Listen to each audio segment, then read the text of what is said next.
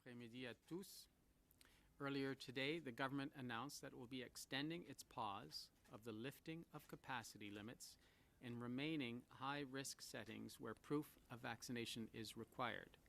This includes food or drink establishments with dance facilities such as nightclubs and wedding receptions, in meeting or event spaces where there is dancing, strip clubs, sex clubs, and bathhouses.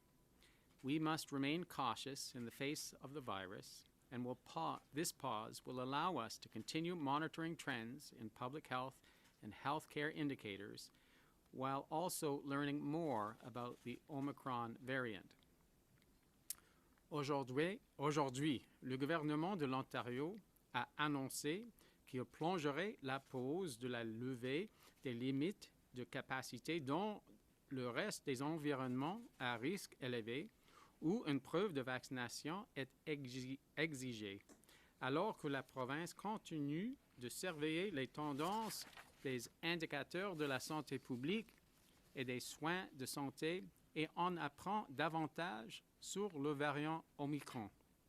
There's no doubt that the months ahead will require continued vigilance. The science tables modeling released today has shown us that cases continue to rise, even without the Omicron variant factored in. And while hospitalization and ICU admissions are currently stable, they too will grow. While we expected to see increases as we entered the winter months, the emergence of Omicron serves as a stark reminder of just how quickly things can change and how we must always keep our guard up. We still do not know very much about this new variant. We are still learning about its transmissibility, its severity, and impact on vaccine effectiveness. And while there are many unknowns, what we do know is that the basic public health measures are effective against COVID-19 and the Delta variant, and will also be effective against Omicron. As we enter the holiday season, I'm encouraging all Ontarians to avoid large crowds, practice physical distancing, wear your mask and wear it properly, wash your hands frequently, stay home when you're sick, and get vaccinated. If you have not yet received the vaccine, please do so as soon as possible. If you're eligible for a booster dose, please book your appointment and provide yourself with an extra layer of protection. Si vous n'avez pas déjà reçu le vaccin, s'il vous plaît, faites-le aujourd'hui. Et si vous êtes admissible à une dose de rappel, prenez votre rendez-vous afin de profiter d'une couche de protection supplémentaire. Achieving the highest vaccination rates remains our best defense against COVID-19. So, let's increase that community immunity as high as we can before the holidays start. Thank you. Merci. We'll go to the phone lines. Just a reminder, one question, one follow-up. Over to the first question, please. From Cynthia Mulligan at City News. Hi, Dr. Moore. How concerned are you about what the modeling showed you today? And do you really see a chance that proof of vaccination can actually start being lifted January 17th? What is your recommendation, and do we need to take further measures? So the modeling is disconcerting. We're seeing a continued rise in cases across Ontario and its impact on the healthcare system. And to me, as a public health physician, all of the cases, for the most part, are preventable. It saddens me deeply to see the vast majority of individuals in our intensive care units, they're unvaccinated. They never took advantage of the means to protect themselves. We know these vaccines are safe, they're effective, they will decrease the severity of infection in Ontarians. And it's absolutely preventable what is happening in our acute care sector. So I really would ask all Ontarians to reflect deeply. If you haven't been vaccinated yet, please reconsider. They are highly beneficial to you as an individual, to your family, to the community. They will decrease the impact on our acute care sector. the modeling is predicting a rise in cases, which I think we all knew would occur as we head indoors in crowded spaces and close spaces. I am concerned about the coming months and its potential impact on our healthcare system, and hence, our fate is in our hands. We can wash them, we can use them to put a mask on, and we can find the nearest clinic where we can provide the safe and effective vaccines. So the modeling is disconcerting, but I think we can prevent the major impact by adhering to all the basics that we've done in the last several months and 20 months of this pandemic. And I'm sorry, the second question? My second question is, about proof of vaccination, it's supposed to start being lifted January 17th. So I'm wondering if you are recommending that or if you're going to call it now and say that's not possible. And my question for Shauna Hunt, my colleague, is what about rapid tests? One epidemiologist yesterday told me that they're being handed out like condoms in a safe sex campaign in Nova Scotia. Why aren't we doing something like that here? So in terms of the proof of vaccination, we'll continue to monitor the data and make recommendations to government. A basic means of protecting individuals is stopping the mixing of unvaccinated and vaccinated. And if our cases continue through and after the holidays, we would make recommendations of government to continue the certification process in play. But we'll continue to review the data. We do have a very robust testing strategy in Ontario for the winter months. As we've released previously, we've purchased on a separate order 11 million rapid antigen tests for all students in Ontario, so high school and elementary. That's 5 tests each throughout the winter holidays. We also have a testing blitz that will be starting in the coming weeks that will go to high-risk areas where people who are vaccinated and unvaccinated are mixing, like malls. And provide rapid tests in those situations. We're also working together with our federal partners to broaden the testing strategy, and we'll have more news on increased availability of them soon.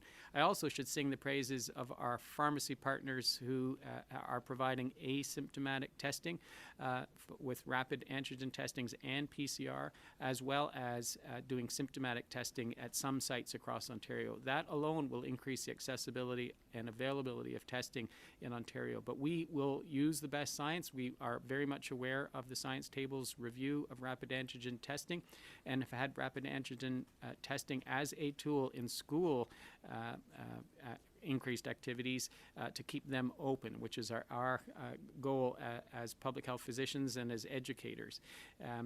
The target is to provide surveillance testing in schools if and when necessary, but also to testing for stay and play, as well as increased screening testing as we're having over the holidays. So it is a robust strategy that is rolling out in the coming months. We knew we'd need them as the risk increases heading into the winter, and you'll see increased availability of testing with a news release in the coming weeks.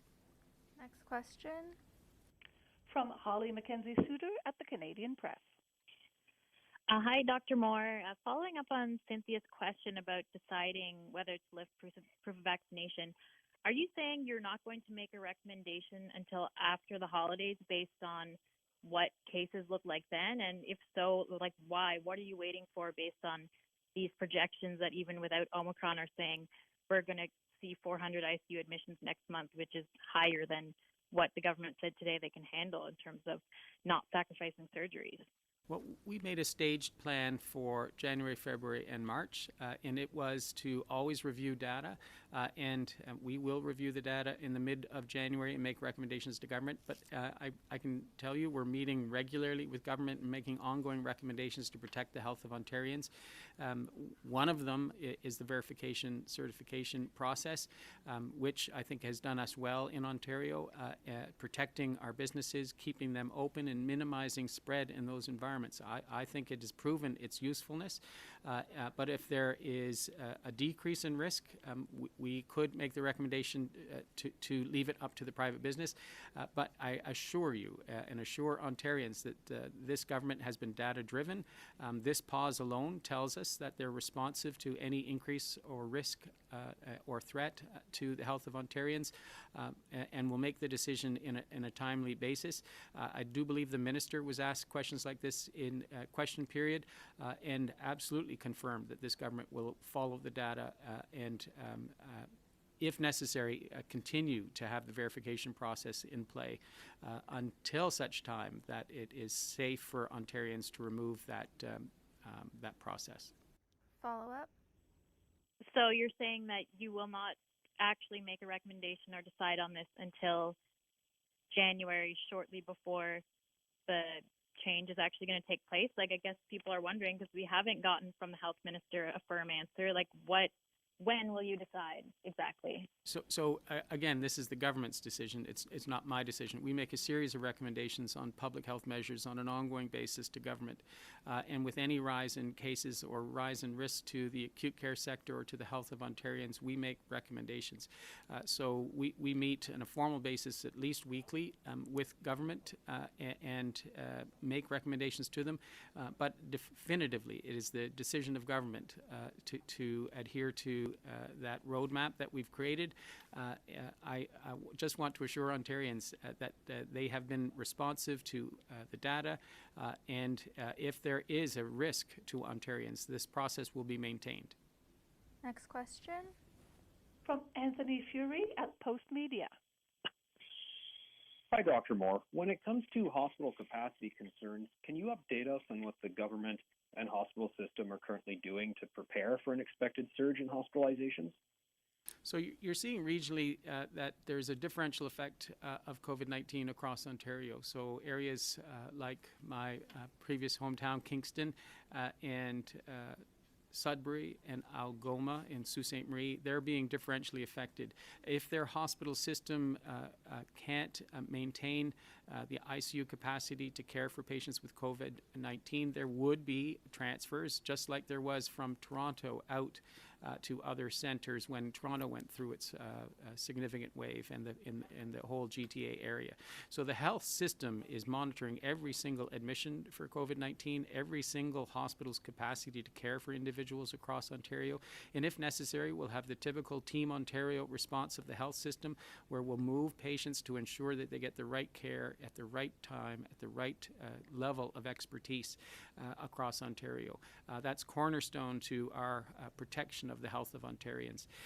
So the system is meeting on a regular basis to monitor this, and Ontarians should feel rest assured that they will be provided the right care if they need it, secondary to COVID-19.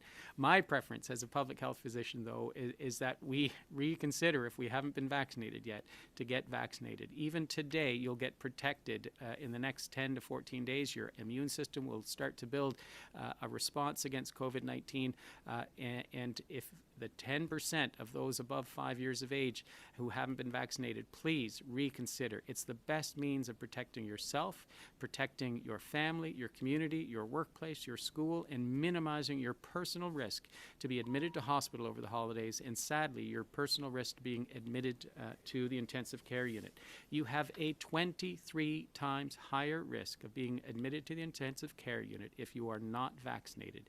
You have a 13 times higher risk being admitted to hospital if you're not vaccinated. And you have a 5 times higher risk of getting the illness itself, symptomatic COVID-19, if you're not vaccinated. So those numbers alone should cause alarm, should raise awareness, and should cause individuals to pause and rethink why they haven't taken the benefit of these safe and effective vaccines to protect themselves and their family. The risk is going up. Now's the time to reconsider and to protect yourself and, frankly, all Ontarians and our health system. Follow up? Yeah, you mentioned measures that would be undertaken if a hospital system can't maintain their capacity. Given that we're talking about something that was anticipated around the winter season, and perhaps we still have whatever it is, 2 months lead time for it based on these projections, is there more that can be done to see that a particular hospital doesn't get to that situation? Yeah, so that's where Ontario Health has a key position to play in terms of ensuring that hospitals don't reach their capacity. We're monitoring overall ICU capacity for both adult and children on a daily basis. Roughly, we're at 74% capacity, so only 74% of the beds are being used. So that's 1,700 plus beds across Ontario. We also can surge up for a couple of 300 or 400 extra beds if necessary, but that would potentially mean decreasing some surgeries. So there is capacity across Ontario already built in. We are moving into the holiday season when typically surgeries slow down, so ICU capacity should be maintained, and we should be able to provide care if necessary if there's a rise in cases. But I hope you're hearing it in my voice that these admissions are preventable. They're preventable by us adhering to our best practices of masking, hand hygiene, distancing, decreasing the number of social contacts you have over this next month. And please reconsider getting vaccinated. It's never too late to take the benefit of immunization to protect yourselves and your family. Next question. From Randy Rath at CHCH-TV. Yeah, hi, Doctor. I'm wondering, are the new antivirals to treat COVID that are coming online, will they help to mitigate the problems with the healthcare system being overwhelmed by COVID? So great question, Randy. We're monitoring Health Canada approval of these very closely, and we're in regular contact with our federal government, who could be making a purchase order on behalf of all provinces and territories. We're very much looking forward to getting further information on that. In terms of the timelines, I do believe only one product could be available in the first quarter. We're just hearing that as of today.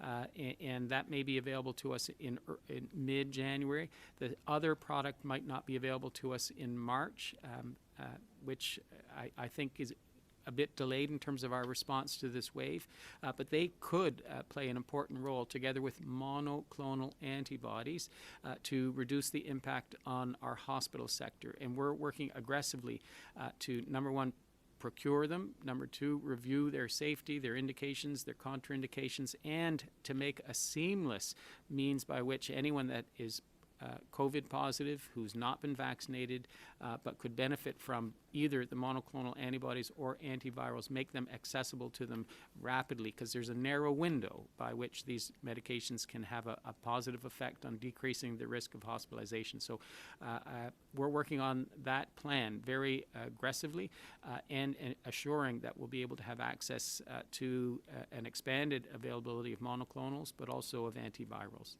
Follow-up? When you look at this big picture from 30,000 feet, say, is COVID something that we're going to have to learn to live with? Is this just not going away, and are we going to have to adjust our healthcare system to deal with it and maybe get vaccinated every 6 months for different variants? Is this something that's here to stay? Really good question. I think many have raised the point that this is a global illness and that really we have to think globally. I would love to see increased availability of vaccines across to those that haven't received even their first doses at a global level. I think we're at 54% of the globe have received at least one dose. We have a long ways to go with the World Health Organizations and other international organizations to try to decrease the number of individuals in which this virus can mutate and or spread. Within Canada and Ontario in particular, I do see a day when we'll have low endemic rates of virus. We'll probably still need some international surveillance to look at if there's a change in this strain of virus over time to make sure our vaccines are effective and our public health measures can work. But I do see a time when we'll have low endemic rates and it will turn out to be like influenza or other winter respiratory viruses where there's a seasonality to it, where it does have an intermittent impact on our healthcare system. And like influenza, you need an annual vaccine to protect against it. We may be able to, and I know many companies are, combine vaccines of influenza and COVID and then create an annual means of protecting us against whatever the new circulating strain is. So that may take a couple of years to see that a low endemic rate and then the winter effect where the virus is most commonly active during November through to March. But that's our end game, is to control it, limit its spread and its impact on our mental, physical, social, and economic well-being. I do think we can get there in Canada and in Ontario, but we also have to think global on protecting against mutations of COVID-19 by maximizing our immunization or offering maximum immunization to all individuals on this planet. Last question. From John McGrath at TVO. Good afternoon, Doctor. The modeling from the science table shows that even if we get up to 50% of the 5 to 11-year-olds vaccinated by the end of December, the ICU occupancy is going to be right at that threshold of 300 beds that the government says is the threshold for potentially pulling back hospital services, given that there's obviously margins of error for these kinds of projections, and that is, the needle being right on the red line. I am curious why you're not talking about any policy measures to try and reduce people's social contacts. Obviously, today you've urged people to reduce their contacts, but you urging that from a microphone is different from the government actually changing policy. No, great question. So I want to inform the listeners, the viewers today, we're working very closely with our sister health units that are experiencing high rates of illness, and quite appropriately, those health units are putting in public health measures. So because it's so differential across Ontario, the impact on the healthcare system, we're working regionally and we're working locally. So I'm very pleased of what actions they put in place in Windsor to further limit the number of social interactions. And that is instruction on the Reopening of Ontario Act, so that it's enforceable. They're also looking at limiting potentially the verification certification process, a number of people in certain businesses. So we're working locally, absolutely aggressively, through policy and through current legislation to protect Ontarians. And we've done the same in Algoma. We've done the same in Sudbury, and we're working very closely with the Medical Officer of Health in Kingston, Frontenac, Lennox, and Addington. So this is a different game now that there's such a different rate and impact on the acute care sector across Ontario that we're really having to try to put fires out where they come up, work very closely with those communities to limit the spread, and we'll continue to do that diligent and hard work with our sister health units. But I just want to sing their praises. They're being very responsive to their local activity. They're quickly putting in changes on the Reopening of Ontario Act that are limiting the spread, and we'll continue to work with them to ensure that communities are protected. And at the same time, they're doing very aggressive case and contact management to try to limit the spread, as well as further increase their levels of immunization. So your health units at a local level are working full out to protect you. They have our full support when they have to put in any change in the Reopening of Ontario Act or any orders under the Health Protection and Promotion Act. We're providing regular consultation, and I just can't thank them enough for what they're doing to protect their communities. Follow up, and this is the last question. The biggest surge in cases by age groups right now seems to be elementary school age students. Is the government, between the rapid tests that have been promised to parents and Christmas break, is part of the plan here to use Christmas break as a bit of a circuit breaker for cases, and between rapid testing and increased vaccination and 2 weeks out of class, hope that maybe resets things a bit? That may. The other concern is that it increases the social activity of children. So it all depends what happens over the holiday season, and hence the reason we wanted to have tests in the hands of parents and children to ensure that if it turns positive, they take the appropriate actions to limit their social contacts and get the confirmatory PCR testing, and then public health will help support them as well. So we may get a bit of a circuit break for those 2 weeks, depending on how people use them and how many social contacts they have during that time period. I also would thank all the parents and children that have come forward to date that have gotten immunized. We're at 22.1% of those 5 to 11 years of age that have gotten vaccinated in 10 short days. I certainly would love to see that momentum continue. Even one dose will give some level of protection against Delta for these children and potentially limit the risk of spread, and hopefully also getting their second doses in January with follow-up will also continue to make our community safer and continue to promote the safety of our school system. And also, we're working diligently with the Ministry of Education to review whether we have to put any other public health measures in place in schools to further protect them and keep our schools safe. I think it's clear from our associates, medical officers of health across this province, our schools should be the first to open and the last to close, and we're doing our utmost to ensure that our schools are protected. And with this extra level of immunization now at 22.1%, that gives me further confidence that we can improve on the safety of our schools through now the robust immunization strategy. If you just compare the secondary schools with the elementary schools, the number of outbreaks in the secondary schools are fewer, they are smaller, and the length of time that students have had to be out of school is less. I hope we'll have the same benefits as we improve immunization rates in our elementary sector that we've experienced in the secondary sector. Thanks, everyone.